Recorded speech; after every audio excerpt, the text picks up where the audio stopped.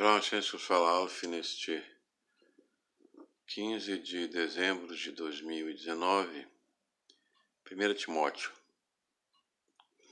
1 Timóteo é uma das cartas pastorais de Paulo. Nós não vamos falar muito da literatura do documento, da carta, mas vamos focar no conteúdo, na mensagem do Espírito Santo, porque não adianta nada a gente fazer um estudo da palavra de Deus se não for guiado pelo Espírito Santo. Porque sem ele nós não podemos entender a palavra de Deus. E esta iluminação ele nos deu hoje, sobre a carta de 1 Timóteo. Nós vamos depois, se der tempo, a gente fala sobre as circunstâncias acadêmicas, literárias e históricas do documento. Mas nós vamos abordar logo direto o assunto e a importância do assunto dessa carta pastoral a Timóteo, filho de Paulo na fé. No capítulo 1, Paulo trata com Timóteo, depois de fazer a sua introdução, e um louvor a Deus, Pai, Salvador, nosso Senhor Jesus Cristo, Senhor. Ele trata sobre a questão da boa consciência e da fé não fingida. Vamos dizer, hoje seria no tempo a verdade do Evangelho e não os falsos profetas, né? Então o Evangelho pode se transformar numa falsa doutrina, numa falsa profecia. E isso aí é que Paulo vai trabalhar na epístola de 1 Timóteo. Um dos problemas que causa esse desvio da doutrina, da sua doutrina evangélica, é a lei, a interpretação errada da lei, que era o que causava perseguições. No capítulo 1 de 1 Timóteo ele já trata disso, que gera contendas. Então Paulo diz, olha, o objetivo da lei não é gerar contendas, nem da sabedoria de Deus, nem da palavra de Deus, mas amor puro e uma fé não fingida, de boa consciência. O que é boa consciência? Eu penso que a melhor forma de entender a boa consciência é uma consciência que se deixa iluminar pelo Espírito Santo, que nos informa do conselho, do bom conselho da graça de Deus, do bom conselho do beneplácito de Deus, para com os que creem, para com os eleitos. Então, Paulo tinha esse problema no capítulo 1, ele vai tratar. No capítulo 2, ele tinha um problema do viver dos homens. Qual o problema que Paulo enfrentava com os homens, com os seus discípulos, com os cristãos, né, e com a liderança? Era a ira e a contenda. O homem é dado à ira e à contenda. Por onde Paulo passava nas suas viagens, os judeus da circuncisão levantavam contendas e ira das autoridades, do povo, da ralé, contra o Evangelho. E dentro da igreja não era diferente. Esses homens, apareciam homens que se desviavam da sã doutrina, da fé, do amor puro, do coração puro, de uma boa consciência e de uma fé não fingida. E começava com contendas da lei, com contendas de fábulas e com contendas da cultura greco-romana, da cultura gnóstica greco-romana, que é o kardecismo, a reencarnação, o bestialismo, a prostituição, né, do corpo mau, o nicolaísmo. Todas essas doutrinas já estavam circulando no mundo, né? Isso não é coisa nova que surge só no gnosticismo do século II. O gnosticismo do século II é mais uma sistemática destes rudimentos que Paulo chama também elementos do mundo, as tradições humanas, diabólicas, né?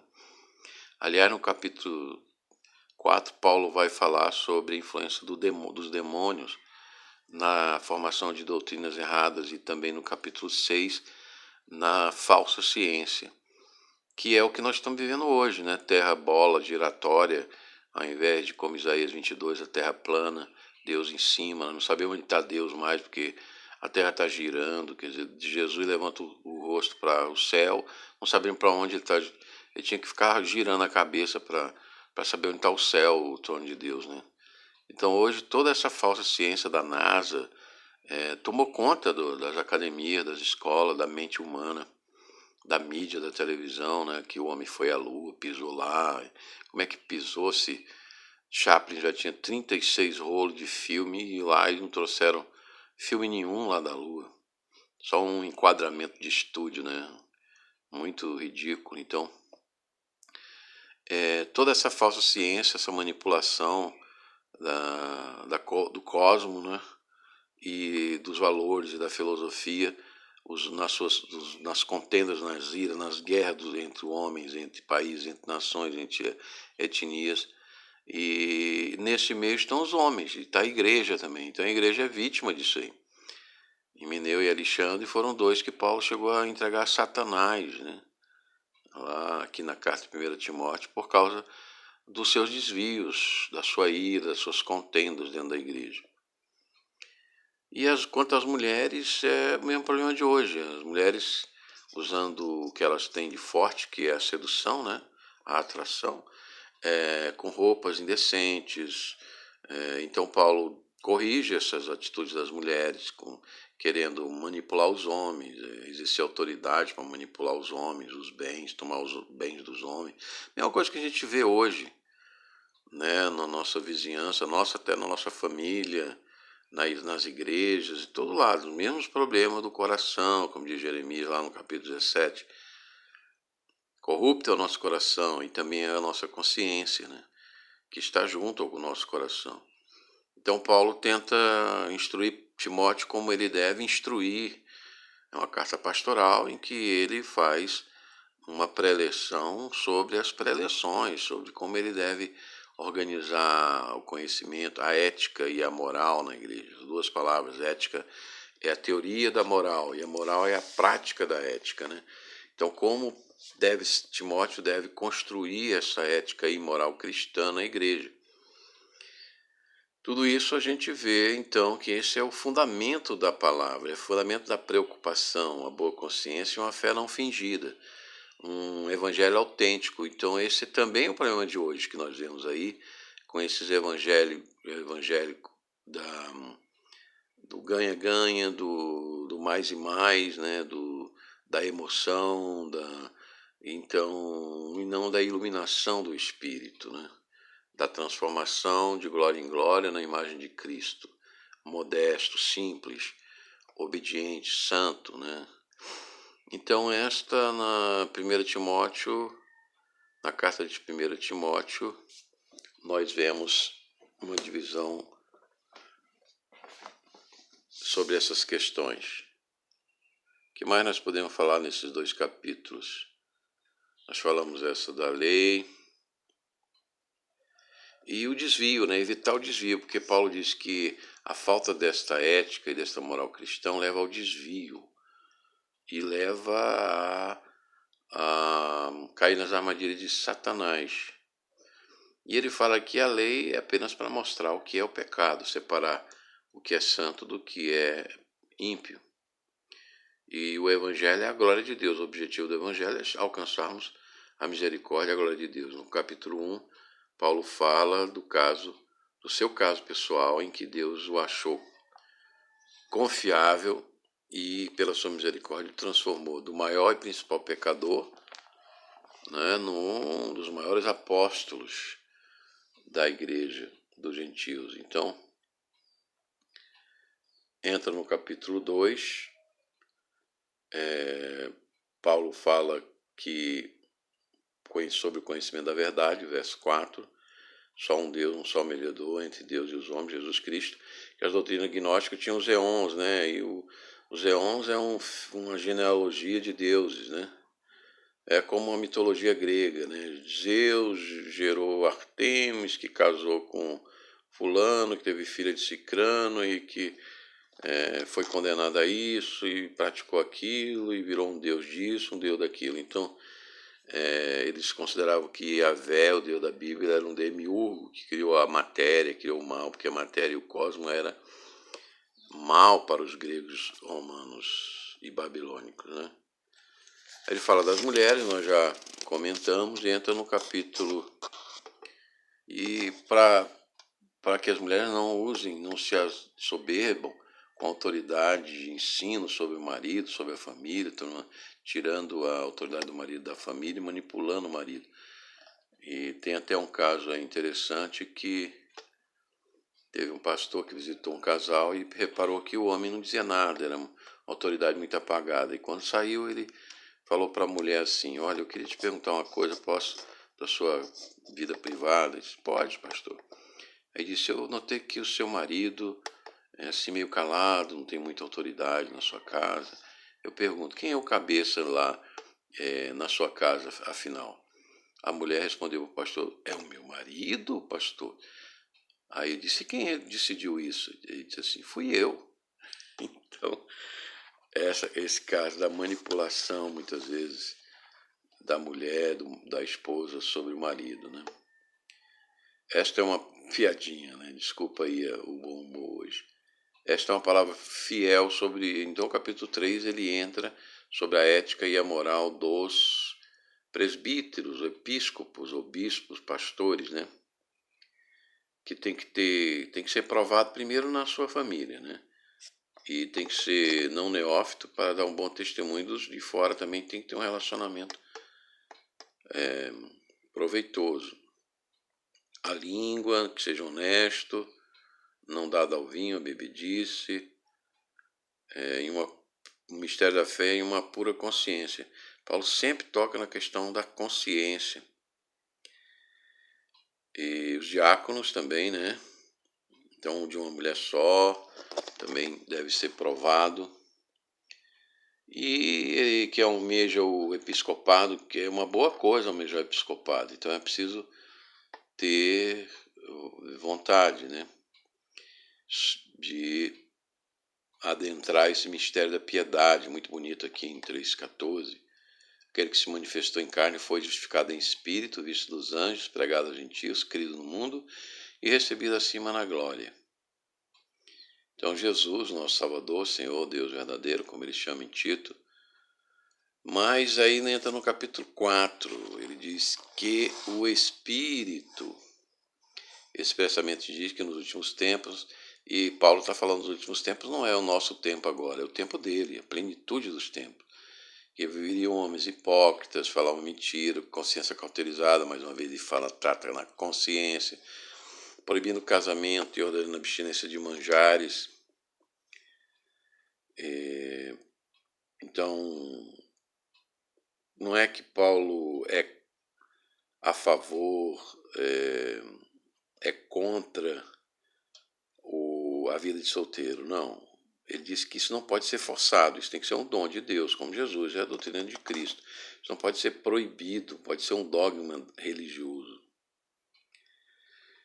Então ele propõe que essas coisas são a sã doutrina da ética e da moral cristã e deve ser proposta por Timóteo,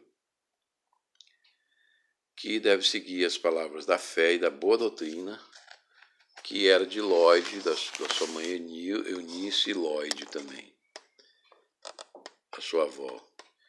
E já falamos das profanas, e o exercício corporal tem pouca, mas a piedade é muito proveitosa, o amor, a ética moral do amor.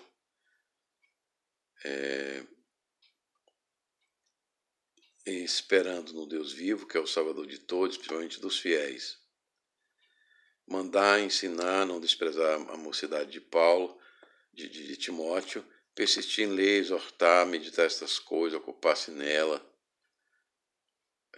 para próprio aproveitamento e para que seja manifesto a todos. Tem cuidado de si mesmo com a sã doutrina, porque esse cuidado com a igreja também nos salvará, os pastores, os diáconos, e não repreender os anciãos, mas demonstrá-lo como aos pais, aos jovens como irmãos. Então, o amor, a correção, a boa educação entre os irmãos na igreja. As mulheres idosas também são aconselhadas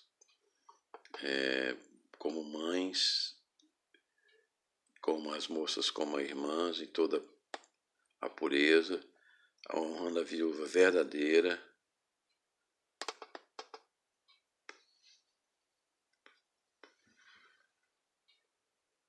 E os filhos recompensar os pais, os viúvas, por tudo que receberam, que isto é bom e agradável a Deus. que é verdadeiramente viúva, que não tem filho nem neto, que é desamparada, né? Esperar com Deus e perseverar de noite e dia em orações, em súplica, não em deleites, como há muitas viúvas estão hoje, dizendo assim, eu tenho que aproveitar a vida logo, né? Gastar o que tenho, comer, beber e dançar, porque amanhã morreremos. Não é pensando nisso, mas pensando na vida eterna que deve viver as viúvas em súplica e oração. E que a família cuide de si mesma, para não sobrecarregar a obra social da igreja. Não admitir viúvas novas, porque elas vivem de casa em casa, em bailes, em fofocas, não procuram purificar o seu coração. E aí Paulo vai terminando a carta, dizendo para ter o cuidado da unção, da nomeação de líderes na igreja, porque os pecados dos homens são manifestos às vezes depois, são ocultos, então eles devem ser provados, os diáconos, os presbíteros, os bispos, porque depois é difícil de tirar e causa muito dano à comunidade. Todos os servos que estão debaixo do jugo estime seu senhor, então sobre o emprego, sobre o trabalho, como se a ética e a moral cristã no trabalho é se vir como se estivesse trabalhando para Deus. E se alguém ensina alguma outra doutrina, e não conforme são as palavras do nosso Senhor Jesus Cristo, com a doutrina que é segundo a piedade e o amor, é soberbo, nada sabe, delira acerca de questões de ira, contenda de palavra, invejas, porfias, blasfêmias ou insuspeitas, como nós vimos no século XIX, suspeitando até a autoria desta carta de 1 Timóteo. Homens corruptos de entendimento, privados da verdade, ele vai falar sobre a falsa ciência, porque nada trouxemos e também não queremos a riqueza, a tentação da riqueza, quando nós vemos aí artistas de televisão promovendo a licenciosidade, de repente suas vidas acabam tragicamente, querendo ganhar altos salários, amor, dinheiro, nessa cobiça se desviam e com muitas dores se traspassam pela fama, enquanto que a paz, a tranquilidade, a serenidade, a fé, a boa consciência, a santidade fica para trás, e esses homens às vezes suicidam, às vezes são mortos, caem em tentações sexuais, caem em tentações mil. Mas ao homem de Deus fugir dessas coisas, seguir a justiça entre os homens, a sociedade e as autoridades, orar pelas autoridades, a piedade, o amor, a fé, o amor, a paciência, a mansidão, e essa é a boa milícia da fé, que nos dá posse da vida eterna, para a qual nós somos chamados, já tendo feito confissão diante de muitas testemunhas. Então a nossa confissão, a grande confissão da nossa fé, que é o cristianismo. Então ele deu testemunho de boa confissão diante de Pôncio Pilatos. Então Cristo nos deu o maior exemplo da boa confissão, desafiando a própria morte diante do paganismo greco-romano de Pilatos. E Paulo estava preso, né? Esta prisão ele sairia, e então da segunda prisão ele não, na prisão marmetina, ele não sairia, já teria em 63 mais ou menos que ele escreveu essa carta, mas logo em 66 até 68 houve o incêndio de Roma e Nero, o endemoniado, né, o símbolo do anticristo, acusou Paulo e Pedro dessa sedição, de botar fogo, porque o bairro cristão e judeu não incendiou pela graça de Deus. Então ele acusou os cristãos, começou a queimar nos postes, na fogueira, no circo, dar para os leões, e os cristãos morriam sorrindo, felizes, e dando testemunho da glória de Deus. E Paulo foi para Marmetina, preso pela segunda vez em Roma, de onde ele não saiu só para a execução. Então, de 2 Timóteo, a segunda carta a Timóteo, ele já vai falar que não tem esperança de sobreviver da prisão nem sair. E ao Deus invisível, inacessível, mas que o Espírito Santo nos ilumina, não sabemos como, não vemos a iluminação, mas ela vem para nós. A ele seja honra, poder, sempre eterno. Amém. E mandando os ricos, finalmente, que não põem serviço do seu coração nas riquezas, mas que Deus que nos dá para gozar, que essas riquezas devem servir para o bem, as boas obras, repartição, e que eles sejam comunicáveis com os irmãos, né? Não sejam ricos, soberbos, antipáticos, que entesorem para si mesmo um bom fundamento para o futuro, para que possam alcançar a vida eterna. Timóteo guarda a disposta que te foi confiado, tendo horror aos clamores vãos e profanos, das oposições, a falsa chamada ciência. Então, Satanás organiza os seus doutores para desafiar a autoria das cartas, da Bíblia, queimar a Bíblia sem botar fogo, né? É assim que eles fazem, tira a fé dos corações na palavra de Deus. E essa falsa ciência, falsa doutrina faz com que muitos cristãos, professando, se desviam da fé. E a assinatura final de Paulo, a graça seja contigo, amém. Então essa foi a primeira carta de Timóteo, a Timóteo, que Paulo endereçou, e podemos ver os principais temas. Não entramos em polêmicas e discussões dos falsos teólogos, cientistas, doutores, para não perder tempo, né? E aproveitar melhor a mensagem e o conteúdo que Paulo nos endereçou. E se você não aceitou Jesus, aceite a sã doutrina. Se você se desviou, volte, porque Paulo era o principal dos pecadores e Deus perdoou e também pode perdoar você. Volte para a igreja, volte para a fé, para a sã doutrina, para a oração. Esta foi que falou, Ministério Igreja de Jesus, Alf. O Senhor os abençoe e guarde, levante seu rosto e tenha misericórdia de ti. Se você não aceitou Jesus, aceite. Tenha vida eterna nele, guarde sua santa palavra. Em nome do Pai, do Filho e do Espírito Santo. Shalom Hashem, que falou Alf, Ministério Igreja de Jesus.